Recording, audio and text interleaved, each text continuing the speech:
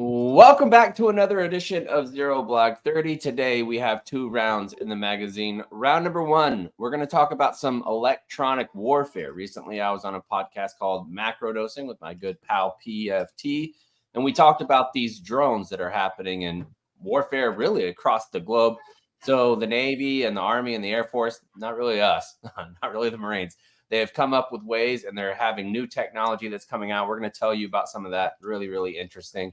Round number two, there was a Navy chief a couple months ago that got court-martialed and he was forced to retire, got busted down, went to the brig for about 30 days for a group chat, something that he sent in a group chat. And the Navy had a court-martial about it, and some of the decisions were overturned. And it'll affect every single listener that is still on active duty here in a big, big way. So I feel like it's a pretty important topic. And I haven't seen a lot of folks talking about it. But if you are a group chat, if you got multiple ranks in your group chat, you better be careful because they're coming for you, which is stupid. But we're going to talk about that later. First up, we have some news. It's just me, just Cons, because Kate has had her baby. Way to go, Kate. She did Yay! it. She did it. Congrats. Did she put out how much the baby weighed? Yes. She did, right? Okay. Yes. I don't want to give out any information that she hasn't given out because that's hers, obviously. But the baby weighed in at 9.94 pounds, a big old chunker butt. She sent us a picture. He's got rolls on rolls on rolls on rolls. The dude needs to go on BCP right away. Yeah, I couldn't believe it when she sent that picture and said he was 9 pounds. I was like, you sure? You sure he's not like 12, 13? Yep. Big old boy. Cons, before we started recording, brought in Maggie so I could see a live action of Maggie. They're about the same size. Yeah. They're pretty close. So she's excited. She is in love with her new baby. She says that she can't get enough. She stayed up all night staring at him, but we all know that because Kate's a great mom. Before we get going, though, I have big news over at my house. I've told you guys that I love my new neighbors. Well, we are going to have a record club. All the dudes that live around here, we all got record players. And each month, we are all going to buy one record. And then everybody's going to come over to my house. And we're going to listen to those 4 records. And everybody can talk about why they got that, which one they like. And we can all discuss to see if we want to get it. So that sounds like a great idea, right? Like dads getting together doing that. It is, and it reminded me. So there's another thing that got started in my one of my circles where there's like a whiskey exchange at Christmas, and it's the same thing. You buy like one bottle, but in exchange for that one bottle, you get like 30 bottles. And then I got introduced to a book club recently where you buy one book, but in exchange you get 30 books, and it's cool because in the same concept with no, you keep everything. What's cool with your concept that you're doing here with your neighbors is everybody's got different tastes in music. So you're going to have guys bringing over albums that a lot of times I'm sure you probably wouldn't have picked out for yourself. You might get introduced to a new artist. Mm-hmm. You might get introduced to a new album that you didn't know existed. So I think it's just a fun way to discover new music. And especially in the day and age now with Spotify, where you just kind of like bounce around. You don't necessarily listen to records as much anymore. Mm-hmm. I love this idea. And then the last thing I'll say is I'm kind of stealing this idea, and I kind of stole it from my brother-in-law, and now I'm kind of stealing it from you. But so in my house that we're moving into, you got a living room. And I feel like so often, like growing up, like everybody had a living room and you never sat in there. It was like the holidays, you went in there, maybe that was where the Christmas tree was, but you never used the living room. I want to use our living room. So I'm going to put a record player in there, and I want to build a record collection. So I think this is just a great idea. Yeah, man. I've really enjoyed it. Like I've been growing mine. So it's been fun for sure. So I asked Cons before we go to prepare 3. If you had to if you're starting your record collection, this is great since you're starting. What are the first 3 that you're buying? And the caveat here, because your records, there's absolutely no skip. You put it on side A, you flip it over, put it on side B, and you just let the needle go. So what are your 3? And I think that's so important when you can't skip. You got to be really cognizant. You can't. It's funny. Sorry, just really quick. You remember growing up, like you bought a CD because you wanted like Mhm. 1 or 2 songs, but then it was like the Yeah. waste. So you got to be really, really mindful. All right. First, no surprise. I think this needs to be a staple of my collection, given how much I am a fan of Bruce Springsteen, but it's got to be Born to Run. I'm Mhm. torn because Greetings from Asbury Park is probably my most favorite album, but I think Born to Run is more universally accepted as his real breakout album. So, in terms of listening with other people, I think that would be more well received than Greetings from Asbury Park, which I think is a little bit more of a deep cut, even though it's his first album.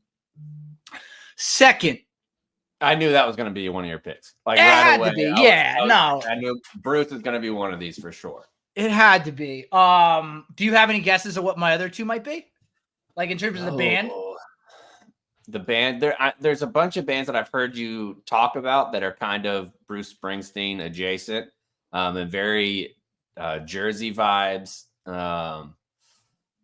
Can't remember the dude's name because I don't. He's got like a very common white guy name. You're thinking of exactly who I'm thinking of, and it's the album is the 59 Sound, the sophomore album from Gaslight Anthem, and Yeah, with frontman Brian Fallon is who that's the the name of one, it. Brian Yes. Fallon. Yeah, I Yeah, knew yeah, it. yeah, yeah, yeah, yeah. So 59 Sound is a great album. So that definitely needs to be in there. You know, keeping with the Jersey vibes. And then finally, Hairspray. so you ruined the surprise. I can't believe you did that. Yeah, You just, right, I was gonna tell everybody, and you just blurted it out. Blurted out. Yeah. But I think for a lot of people our age, this band was there for a lot of us, and certainly there for me in high school and college. That time when you can really start to go to concerts on your own without your parents, you kind of figure out your own music tastes. But I'm going with Under the Table and Dreaming by Dave Matthews Band. Good I one. just That think is a great. No skips and it allowed on that one. no skips. And what I noticed when I was just checking these albums out, now they have a 20th anniversary version with a few extra songs, and I think it's a solid collection of songs where, you know, some of Dave Matthews' later stuff didn't get as well received, in my opinion, whereas his old original stuff is just top to bottom unbelievable. So those are my three.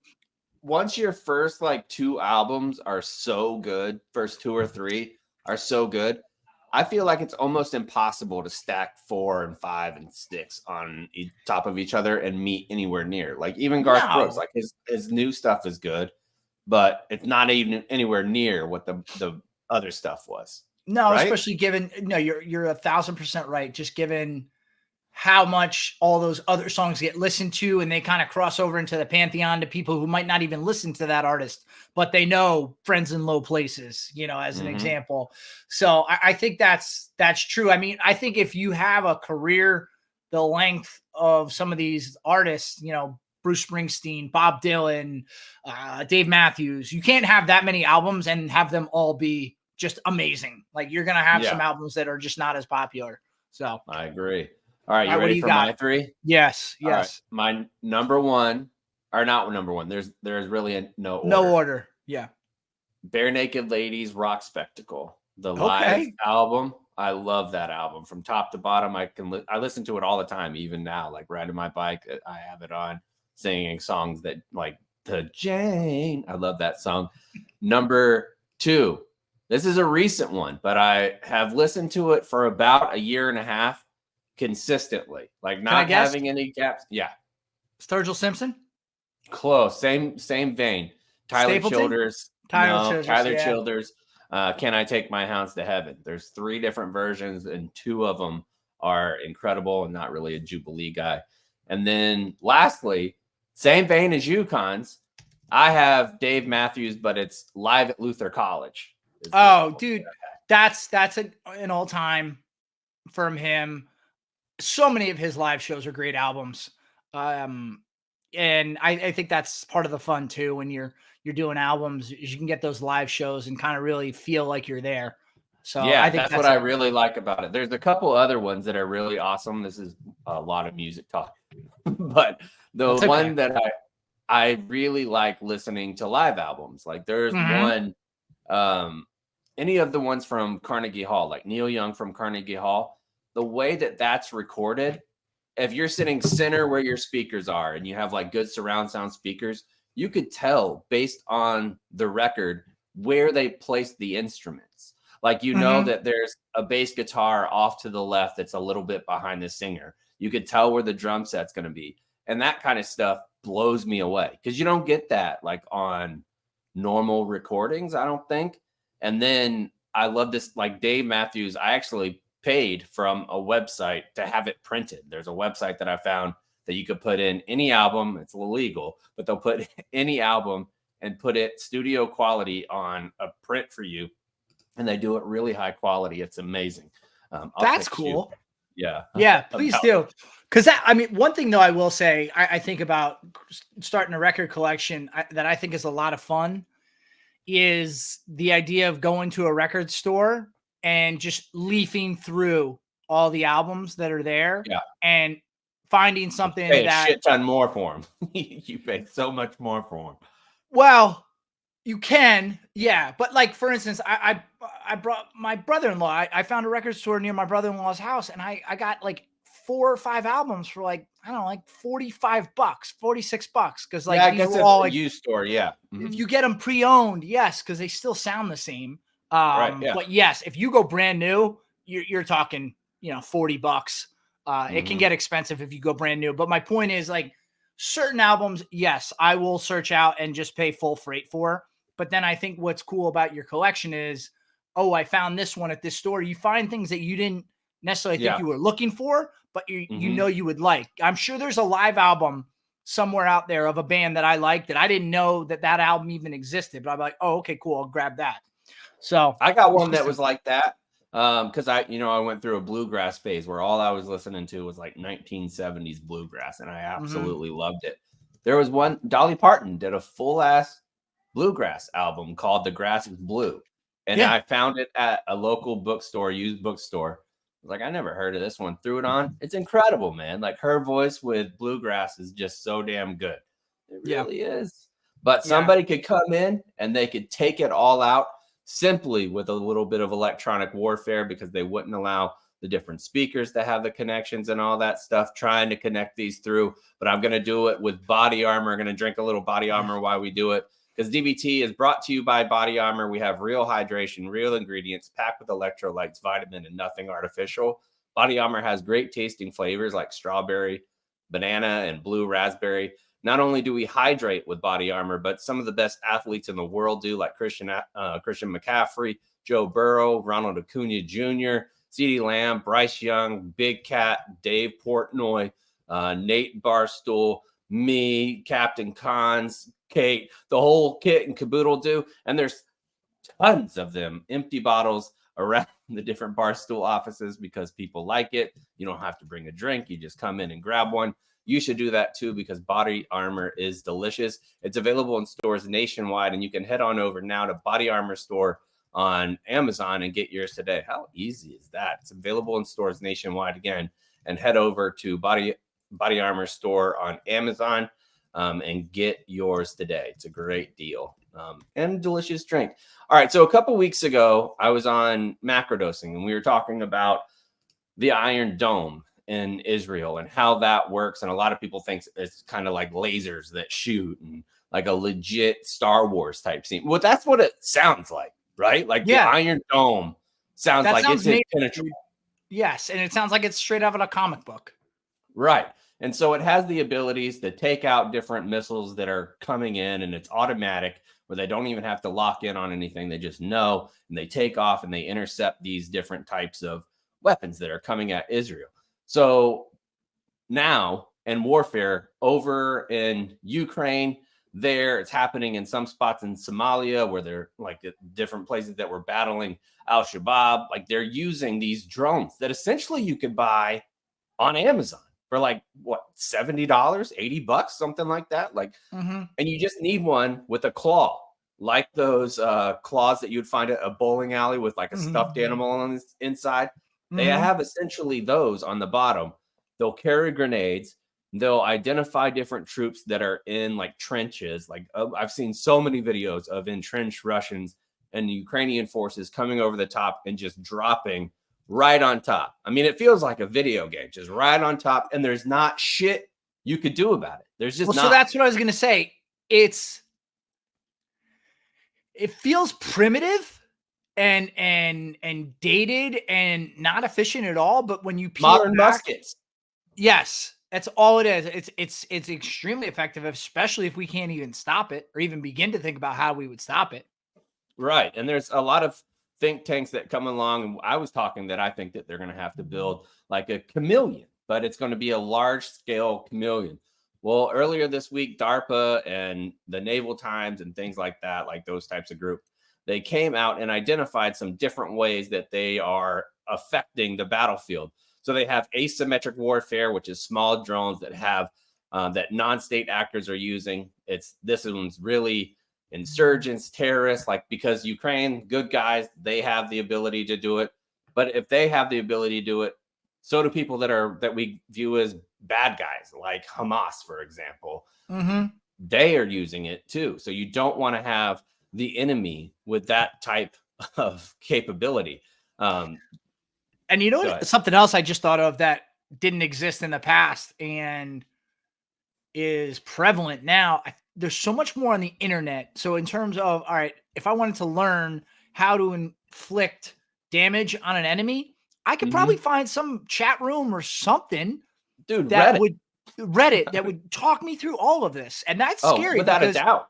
Because what are you going to do? You're going to shut down the internet? You're going to call up Al Gore and say, hey, can you turn off the internet? No, you can't do that. So it really is a challenge.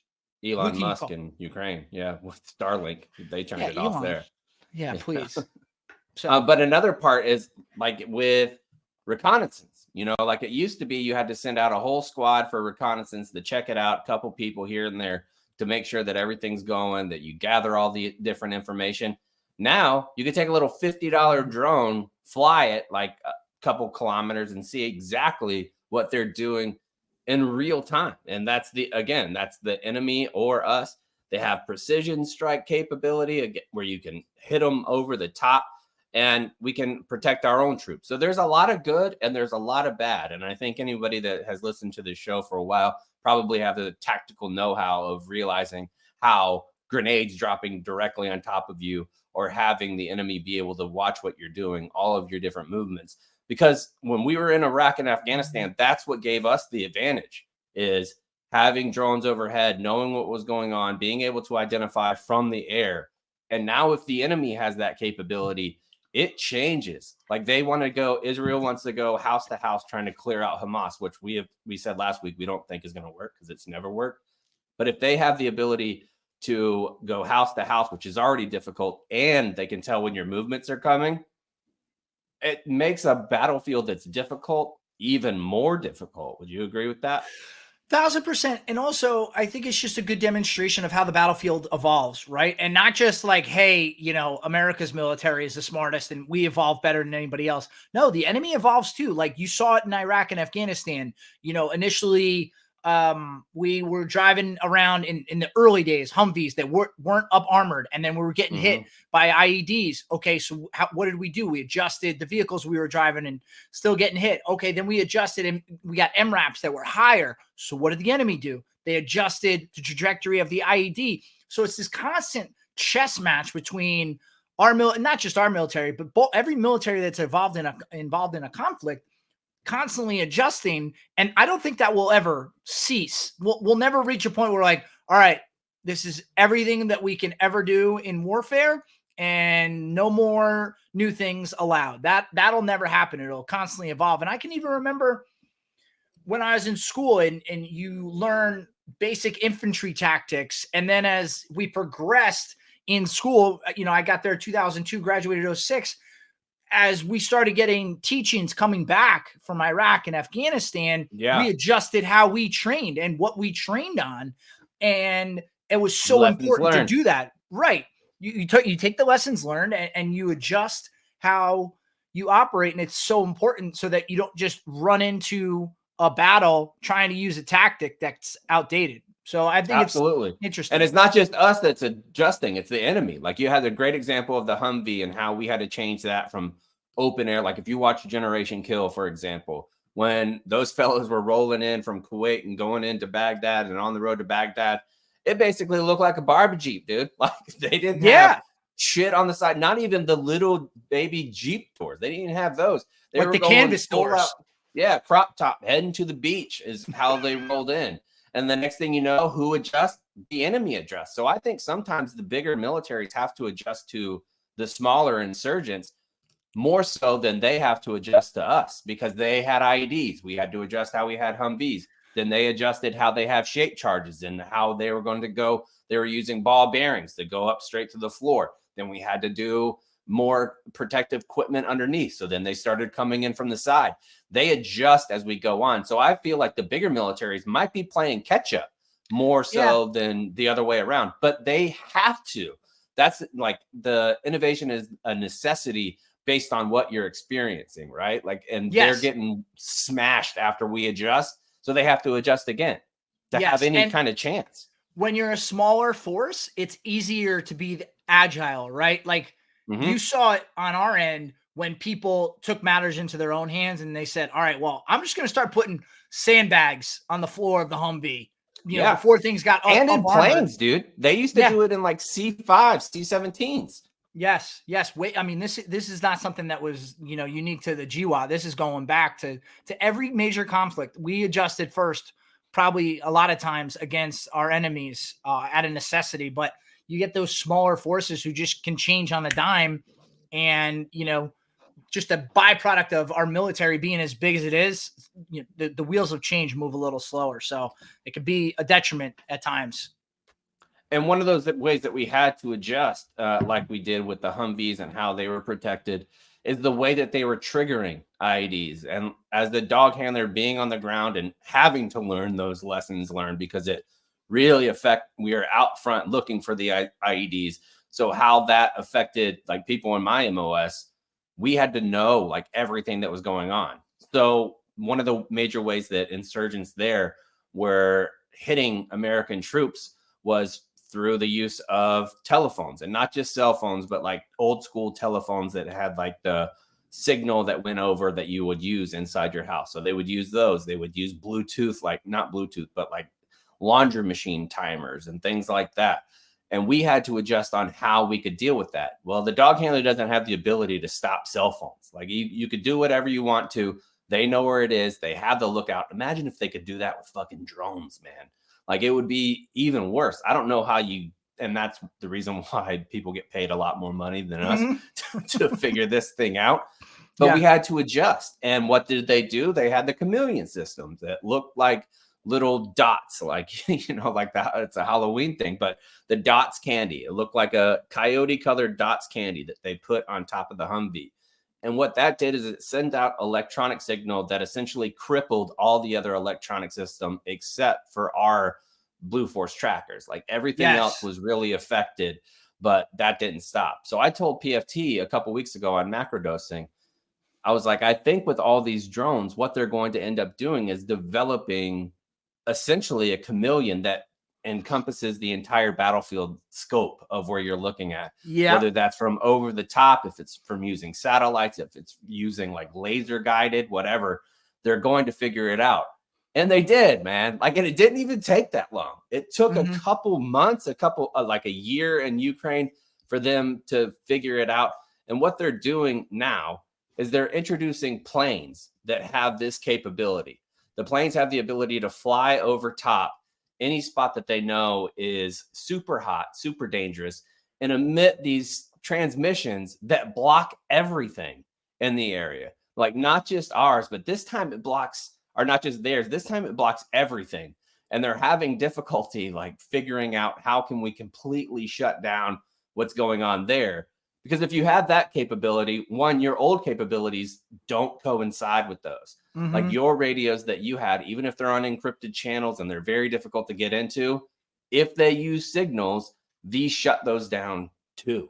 Yeah. That's tough, man, because you need it like in certain really hot spots.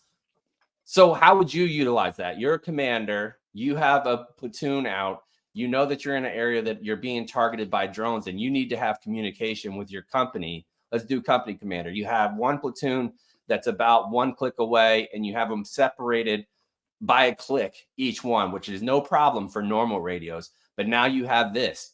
What do you do, Cons? Do you establish runners? Do you bring in some carrier chickens? Like, what do you yeah, do? we're gonna actually just start to implement pigeons back into the force, and just tie up little notes. But I joke, but I think what you have to do is you have to get rudimentary again. You have to like kind of revert back to methods. Yeah, like maybe not that far back, but you have to revert back to methods that were proven methods that worked in a time before you had radios, until you can figure out, okay, how can we jam theirs while also still operating ours? And there, again, to what you said, there are people much smarter than us trying to figure that out. Because just the idea of, oh, we're going to fly a plane and it's going to emit waves. Like, what? Emit waves that are, I can't comprehend that. So imagine explaining that to a specialist or lance corporal. Like, this is what we're going to do. Because we don't focus on land nav, like going back to these primitive methods or the old school methods. Right. There is no focus on non-GPS related land nav. Like, you use it some, and of course, like, there's going to be some units. Have they completely gotten rid of that? Where they just give you a map and a compass? Okay. But I mean, dude, when I deployed, the only land nav I really had ever done was a couple times in like initial combat training. I did it in corporal's course, sergeant's course, and then staff academy. But all those are academic courses that are taught by pogues, like, so they don't really know either. Like, and it's go pick out this box. And even if you don't know where it is, typically you can run around and see the little red box on the tree. Yeah. Like, there's all kinds of different things. You don't have that capability if you're going after Hamas and caves. You don't have that ability. You have to know how to get there. How do you do that remedial training really fast while people are on the ground? That's difficult. Like, but war is tough. You just got to be able to adapt, improvise, adapt, and overcome. Well, and you figure out a way, because you're not going to just, no leader worth their salt is just going to keep running into a battlefield not knowing what to do. They're not going to just keep running in blind. Before they run back in, they're going to figure something out. So maybe they, take a beat for a week and try to teach some remedial land nav to some basics. But hopefully they're still teaching it to a point that at least maybe some leadership has the ability to know how to find different points. But what happens if that leader goes down? I think that's a skill that everybody needs to know, because every time I went outside the wire, had Blue Force tracker, was super easy. But if that Blue Force tracker went down, and let's just say, and they did a lot, and they absolutely did. So, and then, for some reason I'm not there. All right. Sergeant, you got to figure this out. Yeah. Mm-hmm. So I think it's important that as much as we utilize technology now in warfare, it's still, it's the same reason why when you go to artillery school, before they let you use all the computers, you got to do it old school. You got to do charts and darts to understand how all this stuff works, because God forbid you're in a situation where something is going haywire and you need to put rounds down range. You can't sit there and say, well, we're going to have to wait. Computer's down right now. No, that's not how war works. So I would say they need to figure out some additional methods here. And the thing that I really like about this is that they're not waiting for the full picture to implement. Yeah. They're like, this is the primary objective right now, is stopping these drones, because they're killing people. They're making it difficult on us on the battlefield. Whatever happens as secondary and tertiary events and how we're going to deal with that can come later. But this is the primary objective right now: stop people from getting killed by drones. And we'll figure out the next step that's technologically easier.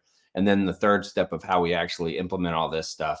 I think it's a smart way to approach it for commanders. And hopefully a lot of that is lesson learned. Like, we don't need to have everything perfect. Don't let perfect be the enemy of good.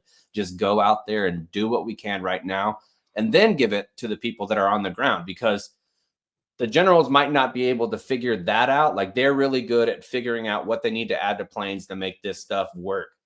When you're actually on the ground, would you rather have a general that's in charge on the ground? Give me a solid XO major as the operations person that could come in and really teach people how to do this quickly, that people that have all the local information, because it's not higher echelon stuff that you really need to focus on.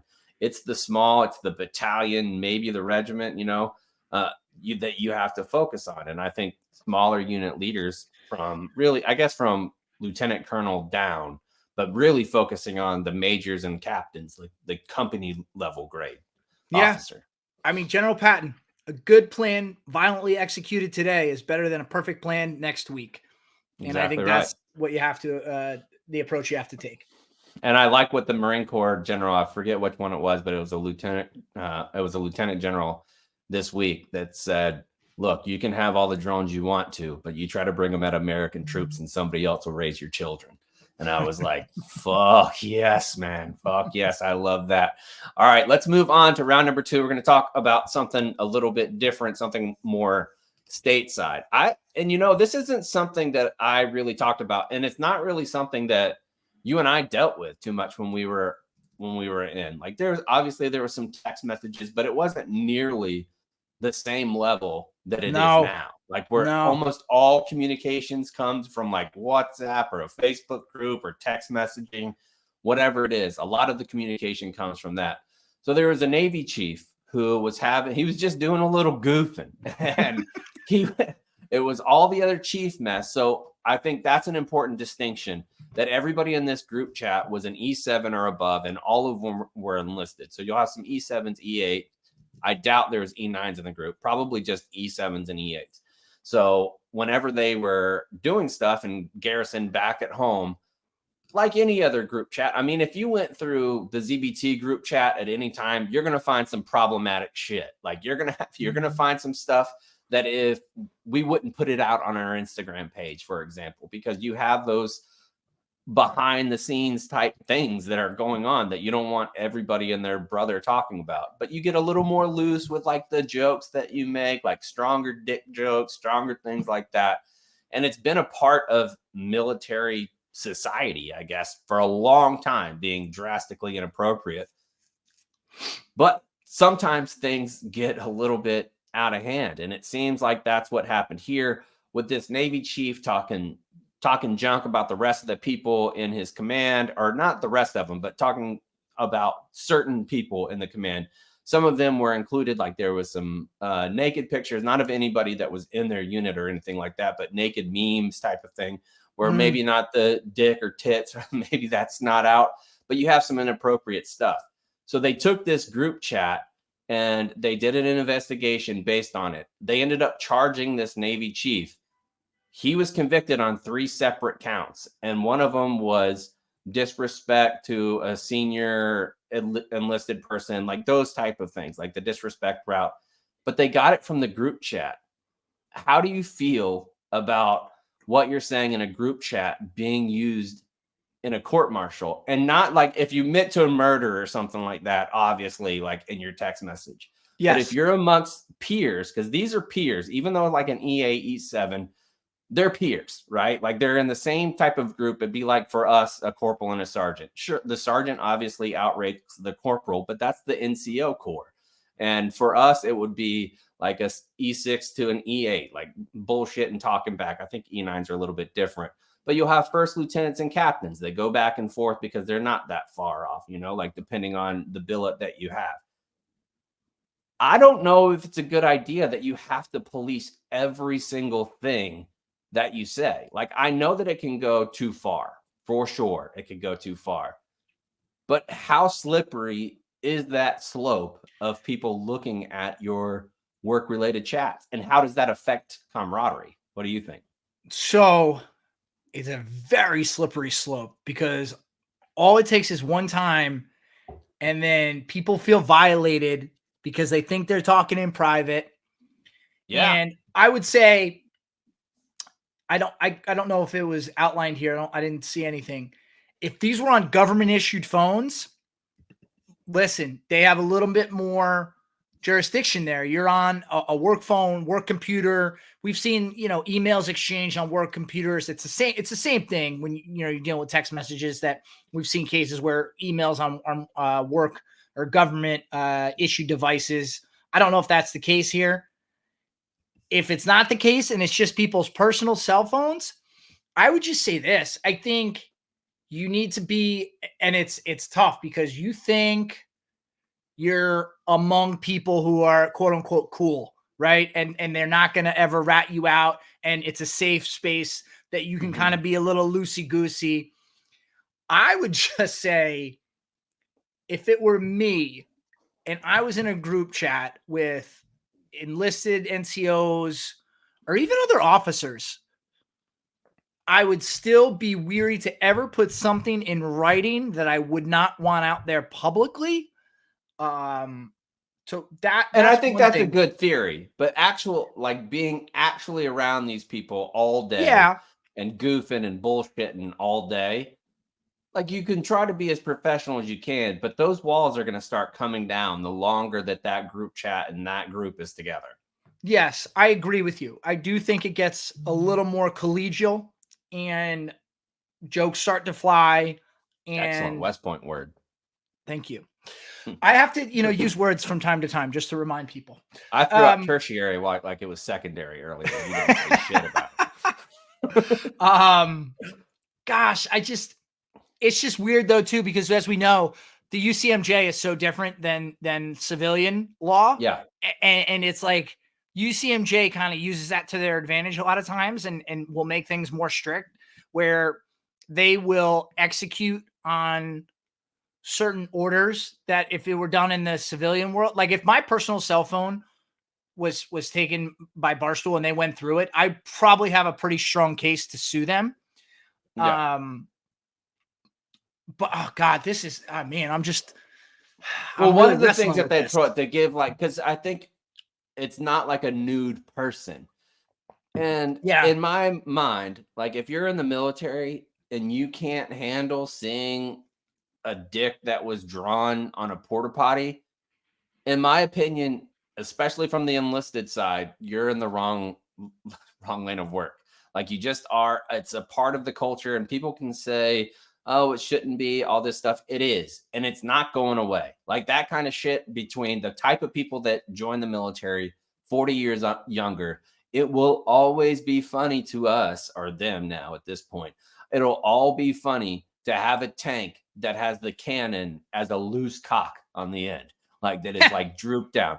Always going to be funny, no matter what. So if you have people now that are getting offended by that or putting that in, I understand, and you have the full right to be offended about whatever you want to, blah, blah, blah. But you are not going to change the culture as far as that goes. And I'm not sure you have to have looseness. This isn't a job where you can be rigid all the time. It's just not. Yeah. And it's so, I'm reading the article here. It really gets down to the nitty gritty in terms of troops were criminally liable only if they conveyed disrespectful language while the victim was in the execution of his or her office. In other words, was loaded, right? The victim has to be on duty when the disrespectful language occurred. So if these that's so insulting to real victims, like you're a victim because you saw a meme. Grow up, Peter Pan. Well, it's saying you're a victim because you received it at 3:00 in the afternoon, and that's during working hours, as opposed to like 8:00 in the evening when you're technically at home. You're a wank off sign. Like, grow up, dude. Like, yeah, you can't run a force that is designed primarily to be the Department of War and be nervous whenever you see a meme come across. Like, there's a difference between sexually harassing someone and sexually assaulting someone and all those different things that we've talked about ad nauseum here because it's a big thing in the culture. Yeah. But I could see how you could make that argument. That's a slippery slope too. Like, but that's the deal when you're dealing with this demographic. Yeah, I think it's weird. We're talking about memes here. If you were talking about a nude photo of somebody in the unit, I would say that is absolutely not okay. Oh, like if a nude photo is being right away. Yes, yeah, absolutely. A meme of a cartoon, I don't know. I think where does that end? Maybe in negative counseling at the most. You know, like you brought in somebody like, hey, you need to be mindful about what's going on. You in this position and being part of the Chiefs mess requires you to have more of a high moral standard. You just need to bear that in mind. Whether you're talking to a junior troop or you're talking to a peer, you need to maintain and be above reproach at all times. Like you could do that type of counseling, and I think it's fine. Court martial, somebody that was almost had been 20 years and making that chief be downgraded and reduce his pay or her pay on retirement by $300-400 a month for the remainder of their natural life for showing a dick that was drawn on a porta potty, there would be no E7s or E8s that got their full retirement. They're just and this is also it seems like a group chat among senior leaders who you know are just have a good relationship. So the one thing, and I think this is a byproduct of people not understanding culture sometimes. The third message that got Brown into trouble involved a high school yearbook photo of another unit chief identified as SC that Brown sent to the group, quote, voted most likely to steal your, and I'm going to say girl. There was another word used, but voted most likely to steal. That's a compliment. That's like saying like he's a good looking person. And, you know, that's offensive now. Apparently that's offensive. He looks like the type of dude that'll steal your bitch. Like that's a pop culture reference on 100,000 million. Like that's just a weird way of saying girl. Yeah, right? That's just a weird way of saying like, he's a good looking guy. You know, keep an eye on him. Not and that you can do it as a joke. Like somebody looks terrible. Like, oh, he's on his way to steal your girl. Like we do that all the time here at Barstool. Like it's a thing. I don't know, man. I think it's a slippery slope. I don't think Command should be able to do that unless there's like a legitimate crime. Because this is just fishing. Like I have to think that maybe this person was a shitbag. Because there's people like that's in the Chiefs mess. Oh, and they were just looking for a reason. They were looking for something. Yeah, you know, like I could see that too. Hopefully, that's the case that the dude was just garbage and they didn't bust somebody down that had that. I guess overall, unless there's a very serious crime that's taking place, I don't like the idea of people's phones just having the ability to take someone's phone at the drop of a hat and say, "Hey, let me look at your phone." No, I completely agree. Yeah. I agree. All right, let's do some save rounds and alibis. Cons, what do you got? Have you seen this nonsense about Ron DeSantis and his boots? Oh, how they have like lifts? Yeah, I love it. It's so ridiculous, man. It's like Dave's tippy toe pictures. Yeah, can you imagine? Like by nature, cowboy boots already have how tall is Ron DeSantis? Do you know? He's like 5'6", 5'7". Oh, okay. So he's dealing with it. He's a short fella, yeah. Shout out I get Nick. It. Because I mean, shout out Nick. Boots by nature are already going to give you, a couple inches more so than a standard dress shoe is going to. So then to go one level above that, and I've seen the pictures. It's almost like he's walking on a high heel, but it's concealed by the boot. So he's walking weird. And it's just funny to me that in our political sphere, all the things that get considered, and I get it. Listen, that's the height on a guy. He might be taller than 5'6". I just looked it up. Maybe he says he's 6 foot, brother. Okay. There is no planet are you 6 foot. There's a delta the size of the Grand Canyon between 5'6" and 6 foot. Like maybe you're our guy Nicky Smokes who got called to the carpet and he's 5'11". You're like, oh, well, I'm 6 foot. We see that all the time in all walks of life. But to be 5'6" trying to pass yourself as 6 foot, buddy. I mean, if you're trying to make that lie happen, I can't take you seriously. I can't look you in the face and take anything you say seriously. Oh, well, they said that he actually might be like 5'10". Okay. But on the boots, it takes him up to 6'2". What do you think? I mean, I don't know. You can elect a guy for president that's insecure about his height. Didn't affect Eisenhower. Right. I mean, didn't affect James Madison or 5'10" is 5'10" is not 5'3". You know, that was John Adams. John Adams, 5'3". That's a level of insecurity that I don't know. That's just pretty ridiculous. And then to go to those lengths to prop yourself up. But I just think it's funny that in our political sphere, all the ropes and the hoops that people jump through to try to bolster their own image, as though we don't see right through it each and every time. And he also said this week, did you see the craziness that he said that elementary school teachers in Florida can be a lot like Hamas in trying to brainwash children to believe liberal ideas? The same thing as Hamas. Like, dude, come on, bro. Listen, I mean, I think there's certain groups that you just stay away from in comparison. You know, first being the Nazis. Mm-hmm. Don't ever compare anything to the Nazis. That's just never going to end well. And I think we can add Hamas to that list of or ISIS, like any ISIS. Like if you're if you have devoted your life to teaching young children at the huge pay scale of 45 grand a year in Florida, you're not Hamas. You're just not. You're a person that cares about the education of young people, and you're trying to do the best that you fucking can. Yeah. Anything else? No, that was it. Just kind of made me chuckle, the idea of him like walking around his tippy toes. And he what? Like, there is no denying the way that it's like he's wearing the high heel boots. Like, you know what he looks like? Taylor Swift. You know what he looks like? He looks like when a young girl puts on her mom's high heels and doesn't know how to walk, and they're too big. That's what he looks like. Yep, the cowboy boot version of that. My save round, I went to the VA here. I've never had an established PCM here. I have TRICARE. So initially I was trying to use TRICARE so I can go to a civilian provider because I've never done that in my natural life. My dad was in the Navy, so I always went to TRICARE. I've never had the opportunity to go to a civilian doctor, but after all the hassle and trying to find one, that was impossible to take our insurance. So I was like, I'm going to go over to the VA and see what that was like. I expected it to be a nightmare where it was going to take me a couple months to get a new PCM or get established with the PCM. Nope. I called last Thursday and I said, what? They said, when do you want to come in? And I said, I guess best soonest available. And they were like, all right, we have tomorrow afternoon at 3 o'clock and 4 o'clock. I was like, what? Like tomorrow afternoon? I was like, what about anything on Monday? And they're like, yeah, we have a 9, 11. They had all these different open spots that gave me the ability to choose, like based on the convenience of my work day. So that was awesome. I went to the appointment. I'm a Marine, so I got there 15 minutes prior.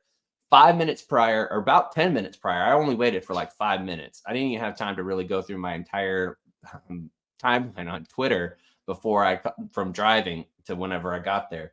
I go into the office and then when's the last time you went to a medical doctor on base? Like on base? Like whenever 2011? 2011? So you go in. And if you remember, whenever you talk to your PCM there, at least it was this way in San Antonio, you could only talk about 2 things. So if you had like you had really bad allergies, you hurt your shoulder, or not even hurt your shoulder, you have eyes going on, you have your throat going on, and then you have like an ingrown toenail. You can only do 2 things at one doctor's appointment. Only tell them about 2 things, and then you got to make another one because they only have 15-minute blocks. Oh, wow. I sit down with the doctor at the VA. And she was like, we have blocked off an entire hour for you. So we're going to go from toes to head. And I want you to explain everything. But the first screening, they talked to me about the PACT Act. They talked to me about sexual harassment. Did I ever experience sexual harassment or sexual assault when I was in? We went through every part of my medical history. And she was like, I'm not going to look at your chart. You tell me what you think is going on with your body because you know it better than these charts that are from years ago with you. And I was like, okay. So I tell them everything. I'm like, I'm worried I have sleep apnea. I'm snoring all the time. And she said, okay, well, let's do a sleep study. Do you want to do it at a hotel? Do you want to do it at the hospital? Or do you want us to send the equipment to your house? And I was like, what? It's like this kind of service. So they're sending the sleep apnea machine to my house, or the tester that does it. And then the doctor will look through the app that they use if I have it. And if I do, I don't even have to go back in. They send the machine to my house with a QR code that I scan on my phone, and it walks me through how to set it up right away. That's awesome. Wow. I said, I have this mole on my back. I want to get checked out. She was like, it does look a little bit odd. We're going to make a consult to dermatology. While I was sitting here, they were like, it might take a couple days for you to get yours together. Look, Cons, during this podcast, they've called me 3 times to try to get me to make that appointment. And they said, if you don't answer, we're going to call back in like 15-minute intervals because so many veterans put it off. We want you to answer the phone and actually do those. Not only that, did they look at that? They were like, are you up to date on like your COVID booster, your flu shot? When's the last time you've done labs? And I was like, it's been a while. I probably am due for the COVID, and I haven't had the flu shot yet, and I haven't done blood work in forever. And what she sent a little email, like typed it out, sent it. Next thing I know, a nurse comes in with the vaccines and with the blood draw. I didn't even have to go down to the lab, dude. Like they brought the Wow. nurse to me. Like I'm in there with the doctor. She's still telling stuff while the other one is giving me the shots and pulling blood, and she's still talking to me. I was in and out a full body like examination, 45 minutes, no wait time. They're mailing me my medications that they prescribed to me where I didn't even have to go to the pharmacy. Unbelievable, dude. Like I could not Wow. believe it. Top to bottom, it Legitimately. sounds like. It sounds like. I I mean, I think the VA is doing a great job trying to get better. I do think still people are adverse to using VA because maybe they have one bad experience, but I think they're making a lot of improvements. a And I also ton. think not every VA is created equal. So, True, very true. to, credit the Midwest, you get people in the Midwest who are nice and helpful. Those are the people that are working at your local VA, right? Uh-huh. And I also So, think that coming from Military City, USA, where San Antonio has the most veterans per yeah, capita of any city in yeah, the United States, they just have so many more to deal with than yes, here. I mean, when I was in the waiting room, like the emergency room waiting, there was like 6 people that were standing yeah, there. And you know why? Because the PCM told me if you have something that's acute and you need to, like, if you're feeling really sick, like you might have strep throat or anything like that, send me a message. I will find you a spot that day so you could come in and get whatever you need. So you don't have to go to the emergency room. Just send me a message. We'll work with your schedule. I'll try to fit you in for a 15, 20 minutes so we can see what the issue is and then send you on your way. I was like, dude, this well, that's is great. unbelievable. I'm So glad if you're you getting haven't that tried the help. VA, yeah, if you have VA healthcare insurance and you are able to go get your treatment, could not recommend it more. And if you need help, like setting it up, usually I give Cons' email out at Barstool Sports. You can email him if you want to thank me for this little part of the segment, and he'll relay that. But if you need help and you want to learn to navigate, because it can be a little bit confusing based on the website, more than happy to help any of the veterans that listen to this show get you going, because I feel like everybody deserves that, man. Like you have a good experience with the doctor and you're like, holy shit, this is why it shouldn't be that way. That should be, they're Should be able the to do norm. it. Yeah. It's very clear they're able to do it. So let's do it for everybody. Let's figure out how to do it for everybody. Last thing, again, we're going to miss Kate. The listeners are going to miss Kate. Me and Cons are going to have some different things. We're going to have some more interviews. We're going to do some Band of Brothers stuff with other people that work at Barstool. And you already know when the new Spielberg and Tom Hanks documentary or series comes out, we're going to be heavy on that. Maybe even do some live watches, things of that nature, because I'm stoked about that. Because I feel Generation Kill was good. Wasn't even in the same ballpark. One, because I don't think the producers had nearly as much knowledge and history about what was going on in Generation Kill as they did about Band of Brothers and all the different That's a research. good point. There'd been so much more written about it, and the book, and I know there was a book for Generation Kill, but I just seemed like that we were so far removed that just there was more information available to make it a more accurate depiction. Generation Kill came out 5 years after it happened. Yeah, that's too soon. Right. So now you have all this time to research it. Can't wait for that. Yeah, that's it. We love Kate. We'll miss her. I'm sure you do too. But me and Cons will keep the ship steered, or the tank. I guess he doesn't want ships. Thank you. Steered. Thank you. All right. Sound the retreat.